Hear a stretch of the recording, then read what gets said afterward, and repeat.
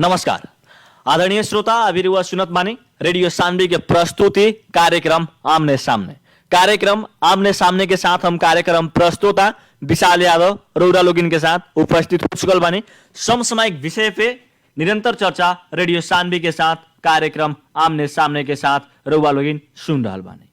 आज हमने विशेष बात करें सन राष्ट्रीय प्रजातंत्र पार्टी से समानुपातिक प्रतिनिधि सभा सदस्य में चयन भइल बीना जायसवाल जी से।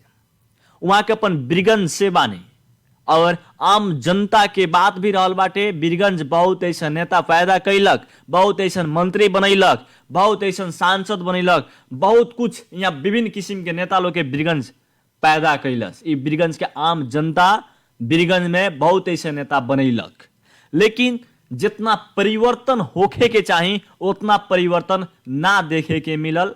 लेकिन राष्ट्रीय प्रजातंत्र पार्टी के संकल्प भी बहुत ऐसा रहल बाटे। राष्ट्रीय प्रजातंत्र पार्टी के पहल का संकल्प राजा ले आओ देश बचाओ। यहाँ लोग के वास्तव में उस संकल्प कहाँ तकले सफलता के ओर जात बाटे। बीरगंज के खातिर राष्ट्रीय प्रजातंत्र पार्टी कैसन सोच रखले बाटे, बीरगंज में कैसन परिवर्तन राष्ट्रीय प्रजातंत्र पार्टी ले आई। यहाँ के समानुपातिक के तरफ से प्रतिनिधि सभा सदस्य में चयन भइल बानी बीना जायसवाल जी हमनी के टेलीफोन संपर्क में भी आ चुकल बानी। कार्यक्रम आमने सामने में बीना जायसवाल जी के हम स्वागत करे के चाहें। स्वागत बाटे कार्यक्रम आमने सामने में बीना मैम अपने के। धन्यवाद। का हो रहल बाटे अभी काफी में व्यस्तता देखे के मिलत बाटे नहीं कि बहुत ज्यादा व्यस्त लाग रहल बनी अभी। जी, सबसे पहले तो हम हर एक जनता जी हमरा के सुन रहल बानी लगन वहाँ सबके हम धन्यवाद कहे के चाहतनी। हमरा के अपन एकदम बहुमूल्य वोट दे के हमरा के यहाँ तक लिए नहीं लगन, हमरा के जौन पसंद करनी लगन उस सबके हम धन्यवाद कहे के चाहतनी। वहाँ लगन के आ व्यस्तता का बा कि अब जी ई जन समानुपाती के जौन निर्णय भइल जन खत्म भइल निर्वाचन के, ओकरा बाद हमने के यहाँ राजधानी में आके जौन भेंट मुलाकात उ सब बा, वही सब में तनका ज्यादा व्यस्तता बाटे। वैसे ही व्यस्त बानी। अपने समानुपातिक से चयन भइल बानी, कैसन लागता, कितना खुशी लागता अपने के? बहुत खुशी लागत बाटे। मतलब अपने के था हुई आप जे भी हमने जनता लोग के भी था हुई कि हमर ये जन राजनीति के जन दौर बा ये बहुत लंबा नहीं के। बहुत ही छोट समय में हम जब स्थानीय लेवल में उपमेयर में लड़नी, ओकरा बाद आ फिर ई निर्वाचन में जब समानुपाती के हमरा जन अवसर मिला चाहे चयन होके खतरा, तो ओकरा बाद का भेल कि जौन हमने के मेहनत करनी सन स्थानीय लेवल में राष्ट्रीय प्रजातंत्र पार्टी में जौन एक शून्य तक चल गई पार्टी के, हमने के एक फैमिली ही जोड़ के धीरे धीरे जनता के जोड़ के जितना लेवल पे हमें के अपना मेहनत से लेके आई सन आज जौन अवसर हमरा मिलल, इसे हम बहुत खुश बने, बहुत भाग्यमानी ठानतनी कि आज मध्य प्रदेश से एगो ऐसा बेटी बहू बहन जे कहें आज यहाँ केंद्र तक पहुंच के हम अपना प्रदेश के मुद्दा लिया, हम अपना प्रदेश के मतलब विकास के में लागे उ सब खतरा हम बहुत खुश बने। अपना जनता खतरा बहुत खुश बने कि हमरा यहाँ तक लेके आने लगन, हमरा के इतना पसंद करने लगन। आई देश के विकास निर्माण में हम लागे, अपना प्रदेश के विकास करें, वहाँ के नाम रोशन करें, इस खतरा हम बहुत ही खुश बानी। एगो बीरगंज से बानी मैम अपने, एगो बीरगंज के धरती से बानी, बीतल समय में रुआ उप मेयर में भी स्थानीय चुनाव में रुआ लड़ रहनी, और एगो बीरगंज से बानी। बीरगंज बहुत ऐसा नेता पैदा कैलक, बहुत ऐसा मंत्री भी बने लगे बीरगंज के लोग, लेकिन खासे परिवर्तन जवन होखे के चाहे जवन परिवर्तन ना देखे के मिलल। रउआ अब राष्ट्रीय प्रजातंत्र पार्टी से समानुपातिक सांसद भइल बानी, अपना बीरगंज के खातिर कैसन सोच रखले बानी? बीरगंज में कुछ बदलाव होई कि ना अब की बार? एकदम बदलाव हुई। अपने के थाय हुई जे राष्ट्रीय प्रजातंत्र पार्टी के जौन संकल्प बाटे, जौन हमनी के एगो नैतिकता पे चल तनी सन, काहे कि उहे संकल्प उहे नैतिकता से जुड़ल पार्टी बाटे कि खाली राष्ट्र के हित में, खाली जनता के हित में काम करे खतरा निस्वार्थ भावना रखे वाला पार्टी हुए। ये कारण ही हमनी के मतलब एगो लॉन्ग हिस्ट्री देख ली कि हमनी के फैमिली जुड़ल बाटे पार्टी से, ये जो विचारधारा बाटे पार्टी के, यही से हमनी के प्रभावित होके पार्टी से जुड़ल बानी सन। कालू तक एगो लोग के लाइने ना होकेला, पूरा एक समूह ही रहे हमनी पे उंगली उठावे खतरा की का ई पार्टी में लागल बाटे, लगी पार्टी में का बा, ई तो डूबल पार्टी है, शून्य तक पहुंचल पार्टी है में कुछ नहीं के कह के बहुत लोग हमनी पे आलोचना उठेलक। लेकिन हमनी के जौन एगो विश्वास रहे, हमनी के जौन अध्यक्ष जी बानी जौन विश्वास रखले बानी, हमनी के जौन पार्टी के जौन सिद्धांत बाटे, इस सब पे हमनी के विश्वास रख के जोड़नी संताज देखनी हमनी कहाँ से कहाँ पहुंचे, बहुत शॉर्ट टाइम में, बहुत एकदम कम समय में। तो ई हमनी के एगो मेहनत बाटे, जनता के विश्वास एगो लक भी समझी कि आज हमनी के जन विश्वास रखने से अपना मेहनत पे हमनी के आज यहाँ तक पहुंचलक। बीरगंज के बारे में जन विकास करे के चाहते हैं अपने कहने जो बहुते नेता लोग आने लगन, देखी पार्टी के तो हम गलत ना ही कहें, ये भी कहें जो हाँ लोग आजकल का हो गई बड़का बड़का पार्टी जहाँ ज्यादा जनमत बाटे, जहाँ समूह बेसी बाटे, भीड़ जहाँ बा वहाँ जाके लोग जुड़े के खोजत बाटे, लेकिन हासिल कुछ होखत नहीं के। हम ई कहे के चाहे कि विचार और जन संकल्प होखेला, जन एगो विश्वास होखेला उसे जुड़े के चाहे। एगो संकल्प आदमी काथी लेके जुड़े, कौन पार्टी के संकल्प कैसन बाटे, काथी उ देश खतरा करे के चाहत है, उस वैसन पार्टी से जोड़ के, अगर छोट भी बाटे तो फर्क नहीं के पास, लेकिन वैसन पार्टी से अगर जोड़ के एक निस्वार्थ भावना लेके देश में विकास करे खतरा हमने जुड़ जाइल जाओ तो आदमी बहुत कुछ कर सकता। खाली पार्टी के पीछे भाग के, बड़का पार्टी के पीछे भाग के हमरा बुझाता जे वैसन में तो आदमी कहीं पहुंचे, कहीं करे खतरा, वहां तक शायद आवाज भी केहू के ना पहुंच पाए। तो ये हम कहे के चाहे जे देश बनावे खतरा, विकास करे खतरा पार्टी में ना जुड़ी लगन, एगो बड़का पार्टी कह के ना जुड़ी लगन, ऐसन पार्टी में जुड़ी लगन जेकर मंतव्य ही हुए कि हमने एक जनता खतरा करी सन, जनता में परिवर्तन, देश में परिवर्तन नहीं से जनता के कहाँ से होके सके हमने के विकास करी सन, वैसन पार्टी में जुड़ी लगन और विकास खतरा हमने के साथ दी लगन। ये कहे राष्ट्रीय प्रजातंत्र पार्टी के संकल्प राजा ले आओ देश बचाओ भी है, आखिर वास्तव में राजा ले आओ देश बचाओ जौन अभियान बाटे, ये अभियान कहाँ तक सफल होके के चांस बाटे, कितना रुआ महसूस कर रहल बानी बिना में अपने? देखिए महसूस ऐसा बाजे जब लास्ट टाइम के जो चुनाव रहे वो टाइम में हमने अपने के थाए हुई जो हमने के जनमत उतना ना रहे, 5 गो 6 गो सीट रहे, एगो अकेले हमने के अध्यक्ष जी संसद में पूछ के मुद्दा उठाओ तो नहीं राष्ट्रीय प्रजातंत्र पार्टी के राजा लियावे के और सब और भी हमने जो एजेंडा बा के बारे में। लेकिन आज देखी वो एजेंडा में हमने के बोक के आलागा रहनी सन तो जनता के जो विश्वास के हमने पे जनता के भी था बाजे राजा वाला देश में कितना परिवर्तन रहे, आज ये हमने के जन गणतंत्र आ गई बाटे बिना हमने के जब राजा के जब जन भूमिका नहीं थे अभी वो देश में कितना फर्क बाटे, परिवर्तन और विकास के तो केनहू हम सुख बुगे नहीं के बुझा। तो इस सब में तो जनता भी महसूस कैले बानो, वैसे आज देखिए हमने के जन हमने के कितना मत बढ़ल आ कितना संख्या में हमने के पूगे नहीं सन। आज हमने के 14 प्रतिनिधि संसद मिलकर हमने के केंद्र में पहुंचल बानी सन, तो ये हमने खतरा बहुत बड़का अचीवमेंट हो गए। रुआ लोगिन के जौन एजेंडा रहल बाटे, जौन संकल्प रहल बाटे जे राजा अइहन देश बचैहन कह के जौन बार बार रुआ लोगिन नारा जुलूस बीरगंज में भी कैले बानी लगन, अनेकन एकदम बहुत ज्यादा स्ट्रगल के साथ राजा ले आओ देश बचाओ कह के रुआ लोगिन के एगो अभियान चला रहल बानी लगन, एगो संकल्प रुआ लोगिन के पार्टी के जौन रहल बाटे, जनता जितना जनता के मत पड़े के चाही उतना तो नहीं नु पड़ल जितना रुआ लोगिन विश्वास रखले रहनी।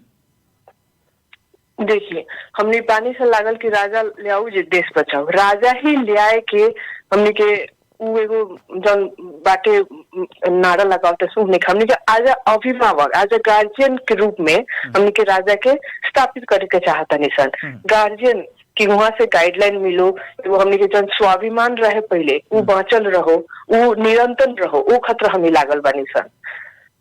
आज आप परिवर्तन तो बहुत ही होगी। हम लोग से पहले भी कहनी है जे ऐसे पहल का चुनाव में फर्क देख लिया। अब आजू के चुनाव में जितना हमने के उम्मीदवार खड़ा करनी सना, जितना हमने के पार्टी आगे उठल, उस सब के देख मिला के देख ली। कहते बनी हम 14 हमने के कहाँ पहले एक आदमी संसद में राष्ट्रीय प्रजातंत्र पार्टी से एगो अकेले राजेंद्र लिंगदेन जी हमने के अध्यक्ष खड़ा रहत रही। आज हमने के जैमसन 14 जाना खाली सांसदीय। तो ई जन परिवर्तन अगर देख रहा बने, ये तो ऑब्वियसली एगो विश्वास न हो। जनता भले ही पहले अलमलाई रहे कि हाँ का कल जाओ ना कल जाओ, हमने के तो उहे ठीक रहे, राज्य वाला देश ठीक रहे, कम से कम परिवर्तन तो पूछो तो होखे नो। आज जौन परिवर्तन रहे वो बचावे खतरा हमने के नेता लोग भी नेकी लगन छोड़ ले कहीं जगह। जौन हमने के विकास हो गई रहे राजा के टाइम पे, वो भी तो नेकी आजू मतलब उतनो भी हम ये बचा ले रहती संताजू देश की स्थिति ना रही थी। बचावे के तो छोड़ी जौन रहे वो भी खत्म हो गए। अब विकास के तो कोनो चिंगारी उम्मीदें नहीं से देख ले अभी तक ले। लेकिन वो लोगन के विश्वास बाटे जौन संकल्प रहल बाटे एकदम बाटे। जौन हमने के जितना भी हमने के अभी तक हमने के प्रगति कर ले बनी सन, एकदम विश्वास बाटे कि अगला फिर 5 साल बाद जौन हमके चुनाव होके वाला बाटे, हमने के एकदम डबल ट्रिपल मत से आगे बढ़े सन। इतना के विश्वास बा काहे कि हमने के जौन संकल्प बुकले बानी सन ये एकदम निस्वार्थ बाटे। जनता खतरा बाटे, देश खतरा बाटे। हमने के अपना स्वार्थ खतरा था पार्टी में कुछ मतलब हो गया ना, पर्सनल फायदा खतरा तो कुछ नहीं सन लागल। तो हमने के जन संकल्प बुकले बने सन इतना निस्वार्थ बाटे, देश खतरा बाटे। तो ऑब्वियसली विश्वास बाटे जे आगे हमने बढ़म सन, बहुत कुछ करम सन देश में। आज जब हम मधेश से चयन होकर हम आगे बढ़ सामान्य पार्टी की ना हो, क्या हमने के जनता लोग के एगो विश्वास बाटे समानुपाती न होवे। लेकिन ये कहे के चाहते नहीं हम अपना संपूर्ण जनता के जेकर भी जब थोड़ा सा मिसअंडरस्टैंडिंग बाकी समानुपातिक आप प्रत्यक्ष में फर्क नहीं होगी। एगो प्रोसेस होगे कि हाँ प्रत्यक्ष वाला लोग हैं जीत गए, समानुपाती वाला ये लोग हैं जीत गए। लेकिन हमें बुझाता हमने से जुड़ल हमने के बारे में जो जान रहल हुई वो हर एक उन लोग के मतलब जनता लोग के था कि कितना मेहनत करे पड़े सर। हम स्थानीय चौन में भी जब पहली बार हम खड़ा भइनी 3200 वार्ड में, तो टाइम में तो हमारी स्थिति भी ठीक ना रहे। लाइक हम प्रेग्नेंट रहने तब भी हम पीछे ना हटने। 3200 वार्ड में हम घूम घूम के घर दिलो करके उतना 6000 वोट लेके आए रहने। ई पाली समानुपाती के रहे तब पर भी हम पीछे ना हटने। समानुपाती के रहे तब भी तो एक बेर मतलब हो गया ना अपन सर्वे करके देख ले कि समानुपाती के भी हम एज अ प्रत्यक्ष जैसे वोट मांगले बानी, जनता लोग के कन्विंस करिए बानी कि वोट दी लगन समानुपाती के हकी। तो वैसे घर के हम ऐसे घर दे लो कि गाँव में बहुत सारे गाँव में पहुंच के अब जिला के रहे तो पूरा तो जिला तो उतना कवर ना कर सकनी। लेकिन मेहनत हमने के कैले बनी सन बहुत। आज वो मेहनत के स्वरूप हम आज यहाँ तक ले पहुंचल बनी। रउआ तो एगो युवा बानी, युवा लोग के खातिर कैसन सोच लेके आगे बढ़े के प्रयास में बानी? हमने के ई पाली के परिवर्तन ही देख ली। पार्टी में ही हमने के जौन बा एकदम अव्वल शिक्षित फॉरवर्ड विजन रखे वाला हमने के युवा ही आगे बढ़ावत नहीं सर। हम चाहे कि हर एक युवा जे एक संकल्प बुकले वाले एक दृढ़ संकल्प बाटे कि हाँ हमने के देश में चेंज करे के चाहिए, एजुकेशन लिया के चाहिए, बाकी ना हेल्थ सेक्टर चाहे कोनो भी इंफ्रास्ट्रक्चर हो उसमें चेंज लिया नियमन बनावे के बाद वो सब हम हर एक अपने युवा के अपना से जुड़े वालों के व्यू पॉइंट किंग बाटे का बाटे स्थिति अच्छा का प्रॉब्लम बाटे सबके हम एगो व्यू लेके चले। आज जे भी हमने से जुड़े सके के मतलब एगो इच्छा बाटे एकदम हार्टली वेलकम बाटे। सबके हम वेलकम करे चाहते हमरा पार्टी में हमरा से जुड़ी लगत, हमरा के मतलब मदद करी लगन का समस्या बा का हम हर एक के पॉइंट लेके चले के चाहते नहीं। आज युवा हम हर एक के पॉइंट लेके युवा होके हमरा से गार्जियन जे पानी लगन हम चाहते नहीं हमरा जिला के जितना भी मतलब जे भी अपन राय दे सके हम सबके राय लेके चले। मैं सबके जाके संसद में उठावे के एगो हम मन में भावना रख ले बानी कि बहुत अच्छा परिवर्तन होको। हमरा नहीं बुझा देश से पहले केहू महिला केहू मतलब संसद में पहुंचल मध्य प्रदेश से। जब हमरा ये मौका मिलल बाटे हमरा था बजे बहुत अच्छा बहुत सुनहरो मौका मिलल बाटे हमरा। तो हम ना चाहे हमर प्रदेश पीछे हटो कोनो भी बात में, चाहे ई स्थानीय लेवल के जे भी हमने के नेता लगन बारे लगन चाहे कोनो भी जितना भी समस्या आवेला बजट से रिलेटेड, चाहे उस होखे ना सकेला, चाहे कोनो काम स्थगित हो जाला, आगे फॉरवर्ड ना हो सकेला, बहुत सारा प्रॉब्लम आ जाला भी। बजट के तक जगह ना पहुंचे सकेला, बजट पूरा के बाद में भी काम निरंतर ना हो सकेला।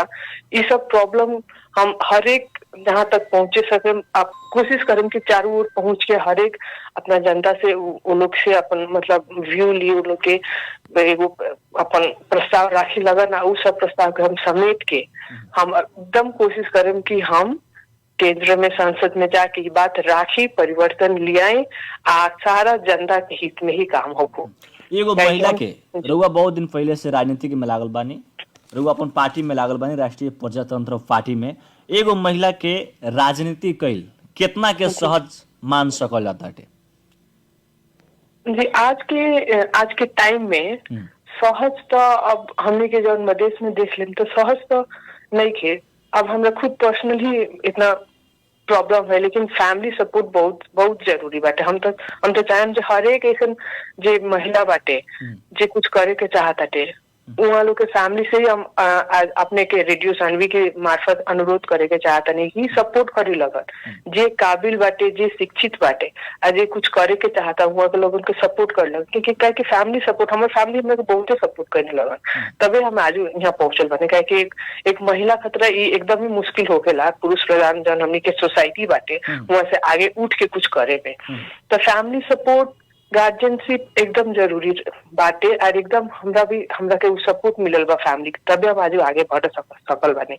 तो हम चाहते नहीं जो हमनी के समाज में जितना भी चाहे पुरुष हो महिला हो, जे लायक बा, जे पढ़ल लिखल बा, शिक्षित बाटे, आज जेकर एक इच्छा बाटे कुछ परिवर्तन करे के, विकास करे के, वहाँ के सपोर्ट करे लगन, आगे बढ़े लगन, तबे हमनी के विकास करे सकल जाए। काहे कि एक आदमी के कैला से कुछ ना होखेला। अपने जानते बानी हम बूंद बूंद से समंदर भरेला।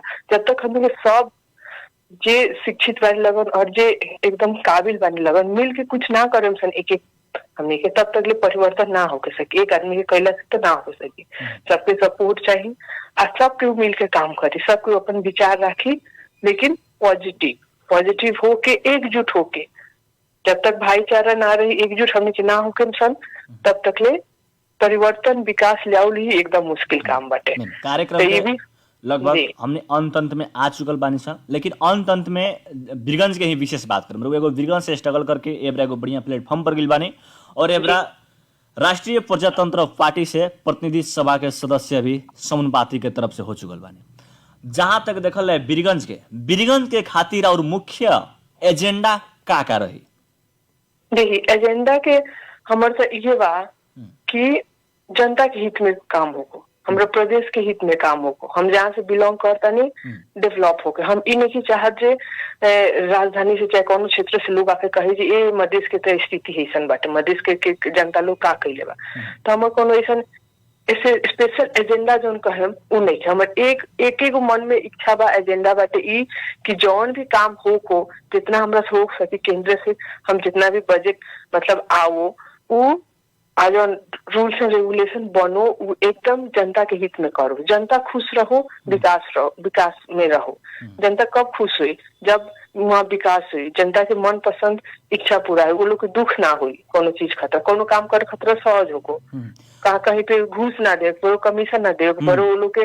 अब न्यूज में अब ये सुनी हम कल के एक न्यूज होगी कि वो एक पेशेंट के, गरीब पेशेंट के हॉस्पिटल में बंधक बना के रखल बाटे, काहे कि वो अपन बिल तीरे नहीं कर सकते। ऐसे समस्या ये सुन के एकदम दुख लागेला का। तो ऐसे समस्या ना हो, चाहे हमने के स्थानीय लेवल के भी नेता लोग बानी लगन, अगर वहाँ लोग आवाज एगो होकेला ना पुगे सकल केंद्र में, चाहे कोनो भी प्रॉब्लम बाटे, तो हम कोशिश करें जे हम वहाँ लोग के प्रॉब्लम समेट के, जो भी प्रॉब्लम बा, चाहे कोनो एरिया में जहाँ बजट नहीं पुगे सकत, वो लोग के सहयोग से हम एगो राय विचार ली कि कहाँ बजट नहीं पुगल, तो वहाँ के मतलब नियम कानून अच्छा बनो कि निरंतर एक काम होको आ विकास होको, कि जनता खुश हो। हमें यही वो एजेंडा रही कि जनता के हित खतरा काम होको। शिक्षा स्वास्थ्य के जौन अभिन एजेंडा उठ रहा बाटे, स्थानीय तह से लेके अभिन प्रदेश प्रतिनिधि समानुपातिक लेके सब कोई, सब सांसद लोग, विधायक लोग, प्रदेश सांसद लोग,